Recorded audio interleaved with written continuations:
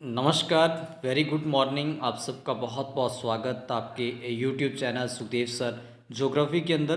दोस्तों, आज first grade geography exam test series 2022 के उसी क्रम के अंदर आज हम टेस्ट नंबर 3 में बात कर रहे हैं पृथ्वी की इंटरनल संरचना से संबंधित प्रश्नों पर। लेकिन उससे पूर्व आपसे रिक्वेस्ट कि आप अपने YouTube channel Sukhdev sir geography को सब्सक्राइब करें, शेयर करें और बेल आइकन को प्रेस करें ताकि आप पर नोटिफिकेशन पहुंच सके। आइए बात करते हैं अपने टॉपिक पृथ्वी की इंटरनल संरचना के बारे में। दोस्तों, बहुत ही इम्पॉर्टेंट टॉपिक है पृथ्वी की इंटरनल संरचना। जो दोस्तों आप जानते हैं, ये जो हमारी पृथ्वी है, पृथ्वी का जो ये आंतरिक भाग है, इसको हम इंटरनल संरचना के नाम से जानते हैं। और आज तक हम जानते हैं कि हम धरातल से लेकर, यहाँ से लेकर स्थलमंडल से लेकर सिर्फ 8 किलोमीटर नीचे, सिर्फ 8 किलोमीटर तक ही हम इस पर पहुँच पाए हैं। क्योंकि आप जानते हैं कि पृथ्वी की इंटरनल संरचना में जाने पर प्रति 32 मीटर की गहराई पर जो एक औसतन ताप पतन दर है, ताप बढ़ता है, जिसके कारण 8 किलोमीटर के बाद में इसके नीचे छेद करना, इसके नीचे जाना बहुत ही मुश्किल कार्य है। और जो भी हमें 8 किलोमीटर तक जितनी भी हमें जो जानकारी मिली है, उस अनुमानों, उस तथ्यों के आधार पर हमने पृथ्वी के केंद्र तक पहुँचने, पृथ्वी के केंद्र तक किस प्रकार की परतें हो सकती हैं, कैसे खनिज पाए जा सकते हैं, उनके बारे में हमने जानकारी एकत्रित की है। इसलिए कह सकते हैं कि पृथ्वी की जो इंटरनल संरचना के बारे में जो जानकारी है, कोई ज़रूरी नहीं कि वो ऑथेंटिक है, कोई सत्य है। लेकिन हमने उस 8 किलोमीटर की जानकारी के आधार पर काफ़ी कुछ आगे जानकारी प्राप्त की है। उस अनुमान के आधार पर हम पृथ्वी केंद्र तक पहुँचे हैं। लेकिन अब बात करते हैं आज हम पृथ्वी के इंटरनल संरचना से संबंधित क्वेश्चनों पर। और टेस्ट नंबर 3 में प्रश्न नंबर 1 की बात करते हैं। बहुत ही इंपॉर्टेंट प्रश्न हमारा। यदि इसकी बात करें, गुटेनबर्ग असंतता पाई जाती है। दोस्तों, ये हमारी जो पृथ्वी है, इस पृथ्वी को हमने 3 परतों में बांटा है, 1, 2 और 3। यदि हम बात करें तो इसको अलग अलग रंगों से हम इसको डिवाइड करते हैं। तो ये जो पहली परत है पहली परत इसको हम भूपर्पटी कहते हैं, दूसरी परत इसको हम मेंटल कहते हैं, जो तीसरी परत है इसको हम कोर के नाम से जानते हैं। तो भूपर्पटी, मेंटल जिसको हिंदी में प्रवार कह देते हैं या मेंटल कह देते हैं हिंदी में, और जो तीसरी जो परत है इसको हम कोर कहते हैं या फिर अंतरम के नाम से जाना जाता है। दोस्तों, हर परतों के बीच में एक खाली क्षेत्र पाया जाता है। अलग अलग यहाँ पे खाली 2 परतों के बीच में एक खाली क्षेत्र पाया जाता है, जो जिसके जो गुण होते हैं ऊपरी और निचली परत से बिल्कुल अलग होते हैं। उस खाली क्षेत्र को असंतता के नाम से जाना जाता है। तो इसी तरीके से हर दो परतों के बीच में एक खाली क्षेत्र पाया जिसको असंतता कहते हैं। तो उस हमें बताना है कि उसको अलग अलग नाम दिए गए हैं। तो हमें बताना है कि जो गुटेनबर्ग असंतता है वो किसके बीच में पाई जाती है। ऑप्शन ए परपटी प्रवार के बीच, ऑप्शन बी ऊपरी क्रोड निचली क्रोड के बीच, या ऑप्शन सी प्रवार या क्रोड के बीच, या डी ऊपरी प्रवार या निचली प्रवार के बीच। तो दोस्तों, हमारा यदि यहाँ पे सही ऑप्शन की बात करें तो हमारा सही ऑप्शन होगा प्रवार और क्रोड के बीच में ये जो गुटेनबर्ग असंतता पाई जाती है। तो सी ऑप्शन हमारा यहाँ पे सही होगा। बात करते हैं प्रश्न नंबर 2 की। बहुत ही इंपॉर्टेंट प्रश्न ये भी, बहुत से एग्जामों में लगभग ये क्वेश्चन हर बार नेट में पूछा जाता है। वेरी वेरी मोस्ट इंपॉर्टेंट प्रश्न है। मोहरोविक असंतता निम्न में से किसके बीच किनके बीच सीमा का निर्माण करती हैं। ऑप्शन ए महाद्वीपीय महाशैलब के बीच, दुर्बलता मंडल या स्थल मंडल के बीच, या परपटी और ऊपरी प्रवार के बीच, या कोर या प्रवार के बीच में। दोस्तों, मैंने जैसे बताया था कि ऊपर जो क्रस्ट हैं, इस क्रस्ट को 2 भागों में बांटने वाली एक इसके बीच में असंतता पाई जिसको कॉन्ड्रेड कहते हैं। उसके बाद में निचली जो मेंटल हैं और निचली क्रस्ट और जो ऊपरी मेंटल के बीच में एक असंतता पाई जाती हैं जिसको गुटेनबर्ग कहते हैं। फिर उसके बाद में इसके बाद एक मोरोविकी असंतता पाई जाती है। तो हमारा सही ऑप्शन होगा परपटी और ऊपरी प्रवार के बीच में मोरोविकी असंतता पाई जाती हैं। तो सी ऑप्शन करेक्ट होगा। बात करते हैं प्रश्न नंबर 3 की। बहुत ही इंपॉर्टेंट प्रश्न, ये भी अक्सर पूछा जा चुका है एग्जामों के अंदर, कि जो मेंटल का निर्माण है, जो दूसरी परत है दोस्तों, ये वाली बीच वाली जो परत है, इसका निर्माण यहाँ पे कौन सी चट्टानें पाई जाती हैं। इस परत में हमें बताना है कि कौन सी चट्टानें पाई जाती हैं। क्या पैरिडीडाइट पाई जाती हैं, या फिर जिप्सम, या एंड्रियोट, या हेलीहीग। तो दोस्तों, इसमें यदि हम बात करें तो मेंटल का जो निर्माण हुआ है वो पेरिडोटाइट नामक चट्टानों से हुआ है। तो हमारा सही ऑप्शन होगा ए पेरिडोटाइट। बात करते हैं प्रश्न नंबर 4 का। ये भी बहुत इंपॉर्टेंट क्वेश्चन है कि पृथ्वी का जो औसत घनत्व पूछा गया है। वैसे आप जानते हैं कुल घनत्व 11 है और लेकिन इसका औसत घनत्व पूछा जाए तो इसका जो लगभग औसत घनत्व आता है दोस्तों वो 5.49 है। वैसे तो 5.5 आता है, 11 को 2 से भाग दे तो 5.5 है, लेकिन यहाँ पे औसत घनत्व लगभग पूछा गया, तो लगभग यहाँ पे सही ऑप्शन हमारा है जो 5.49, तो ये ऑप्शन हमारा यहाँ पे करेक्ट होगा। बात करते हैं अपने प्रश्न नंबर 5 की।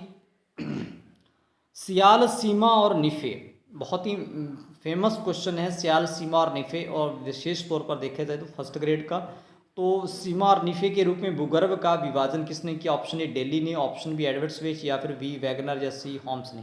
दोस्तों ये जो हमारी पृथ्वी है इसी तरीके से इसको 3 परतों में डिवाइड किया है, जिसका ना ऊपर इसको सियाल, ठीक है, ये वाली जो दूसरी परत है इसको सीमा, और इसके वाली जो परतें इसको निफे के नाम से, निफे के नाम से जाना जाता है। हमें बताना है कि जो सियाल, सीमा, निफे 3 परतों में डिवाइड करने वाला भूगोलवेत्ता कौन सा? तो दोस्तों इसका सही आंसर होगा एडवर्ड स्वेस महोदय ने पृथ्वी को 3 पार्टों में विभाजित किया है, सियाल, सीमा और निफे। तो सही ऑप्शन होगा हमारा बी, एडवर्ड स्वेस महोदय।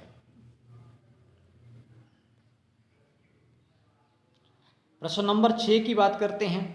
पृथ्वी का सर्वाधिक आयतन और द्रव्यमान पाया जाता है भूपर्पट्टी में, मेंटल में, अंतरम में या कोर में? दोस्तों ये जो पृथ्वी है हमारी, इसकी यदि देखिए अगर बात करें तो इसका जो द्रव्यमान और आयतन, दोस्तों ये 700 किलोमीटर से लेके ऊपर, पहले जीरो से पहले जो क्रस्ट हैं, ठीक है, उसके बाद ये लगभग 100 किलोमीटर तक मानी गई हैं, फिर 2900 किलोमीटर तक, यहाँ तक 2900 किलोमीटर तक का जो एरिया है इसमें मेंटल फैली हुई है। तो यदि हम बात करें इसका जो सबसे ज़्यादा आयतन और सबसे ज़्यादा द्रव्यमान है वो इस मेंटल के अंदर ही आता है, तो सबसे ज़्यादा जो एरिया को घेरती हैं वो मेंटल घेरती हैं, इसलिए हमारा सही ऑप्शन होगा मेंटल बी।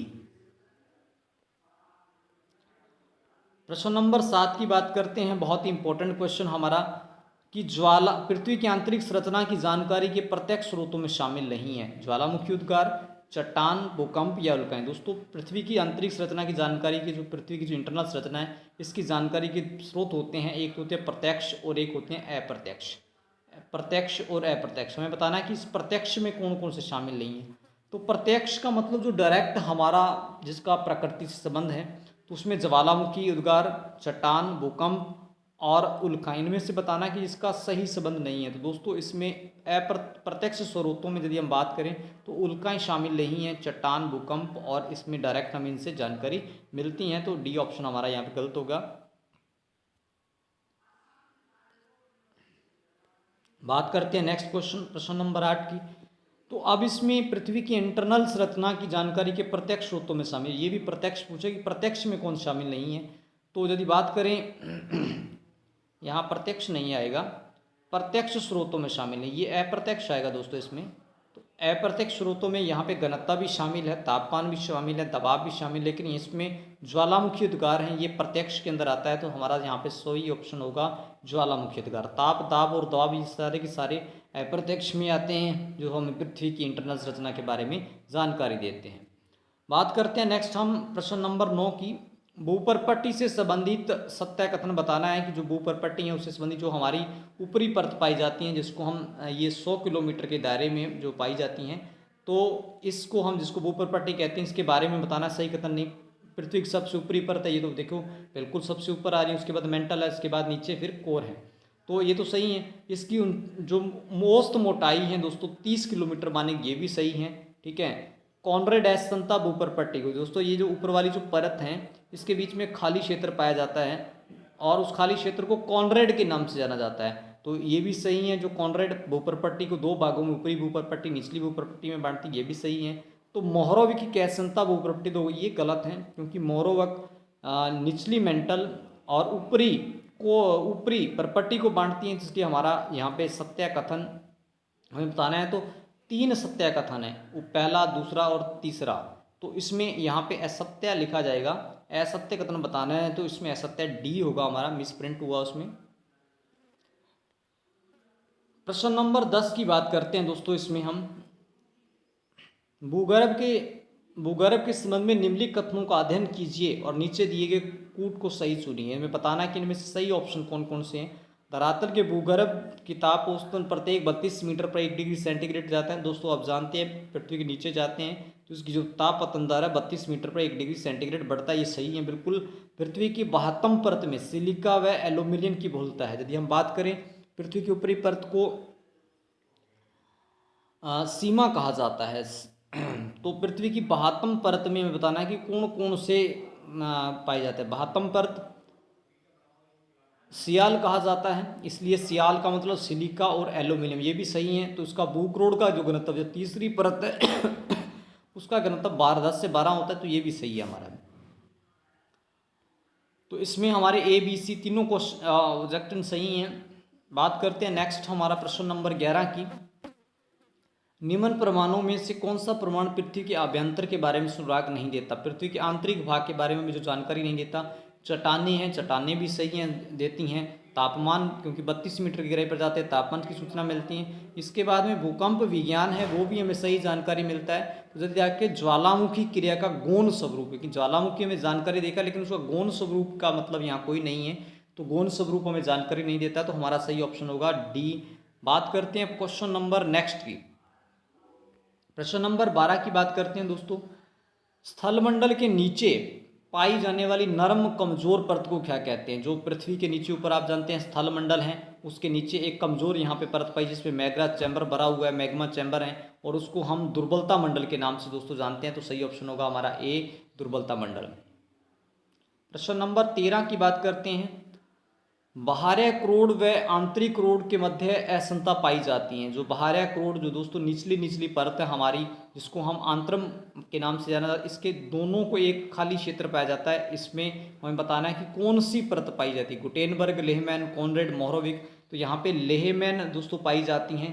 तो लेहमैन परत इसको 2 भागों में डिवाइड करती हैं, तो हमारा सही ऑप्शन होगा लेहमैन। बात करते हैं क्वेश्चन नंबर 14 की। रेप्टी असमानता दोस्तों पाई जाती हैं बाह्य क्रोड या आंतरिक क्रोड के मध्य, ऊपरी मेंटल या निचली मेंटल के मध्य, सी ऊपरी परपट या निचली मेंटल के मध्य, या डी कोई नहीं। तो दोस्तों यदि हम बात करें रेप्टी जो बीच में मेंटल पाई जाती है, इस मेंटल के बीच में खाली क्षेत्र पाया जाता है। इस खाली क्षेत्र में एक असमता पाई जाती है जिसको क्या कहता है, रेप्टी के नाम से जाना जाता है। तो याद रखिए ऊपरी मेंटल और निचली मेंटल के बीच में ये रेप्टी पाई जाती हैं। तो बी ऑप्शन हमारा यहाँ पे सही होगा। ये बहुत ही इंपॉर्टेंट क्वेश्चन, ये आपको किसी बुक में भी नहीं मिलेगा।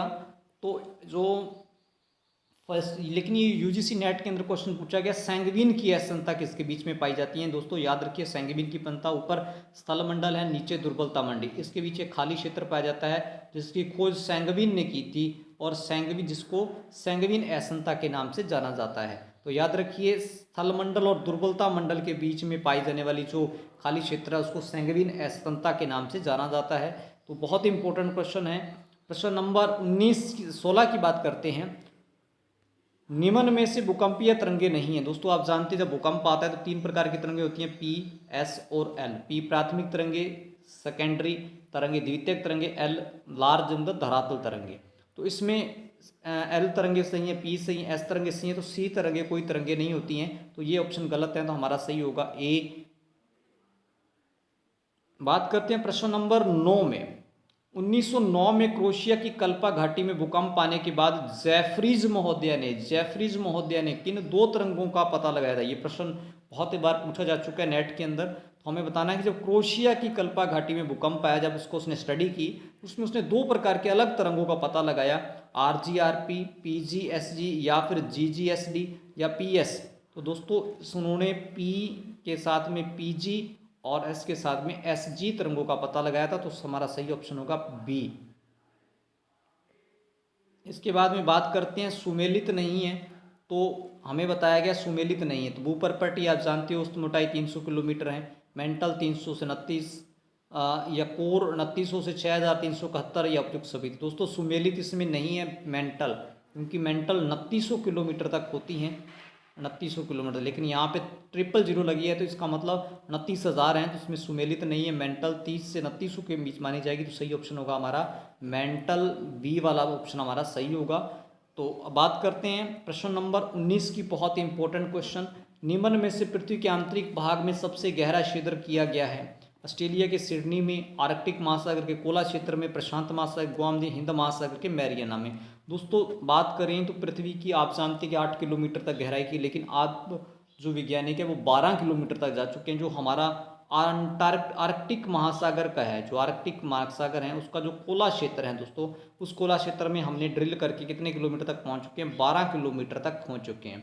क्योंकि 12 किलोमीटर तक पहुंचा जा चुका है। और आजकल जितने भी वैज्ञानिक हैं जो पृथ्वी के आंतरिक भाग में जाने का प्रयास कर, लेकिन महासागरों के गर्तों के बीच में उनकी खुदाई की जा रही है, ताकि पृथ्वी की आंतरिक संरचना के बारे में और अच्छी जानकारी पता लगाया जा सके। तो हमारा सही ऑप्शन होगा आर्कटिक महासागर के कोला क्षेत्र में। आज के अंतिम प्रश्न की ओर बढ़ते हैं। निम्न में से अंतरम परत को लेकर सत्य कथन है। दोस्तों हमें बताना है कि जो पृथ्वी की नीचे वाली परत है, जिसको हम कोर कहते हैं, ठीक है, कोर या जिसको हिंदी में अंतरम कहा जाता है, इस परत को लेकर सत्य कथन बताना है। इसकी त्रिज्या 3500 किलोमीटर है, क्योंकि 2900 से लेके ये कितने तक पाई जाती हैं, 6371 किलोमीटर तक पाई जाती हैं। तो ये सही है। इसकी त्रिज्या 3500 किलोमीटर, द्रव्यमान की बात करें 7200 किलोमीटर, गहराई 2900 से लेके, यदि हम बात करें तो गहराई है दोस्तों ये 2900 से लेके 6371 है। तो इसके सारे ऑप्शन सही हैं। तो हमारा सही ऑप्शन होगा डी, उपरोक्त सभी। ये थे आज के हमारे इंपॉर्टेंट क्वेश्चन पृथ्वी की इंटरनल संरचना से। आई होप आपको बहुत ही बेनिफिट होंगे, आपके लिए काफ़ी एग्जाम में हेल्पफुल होंगे। वीडियो को देखिए, अपने दोस्त मित्रों के साथ शेयर कीजिए, और क्लास अच्छी लगे तो बेल आइकन को प्रेस कीजिए और सब्सक्राइब कीजिए और लाइक कीजिए और अपने मित्रों के साथ में इसको शेयर कीजिए। Thank you very much.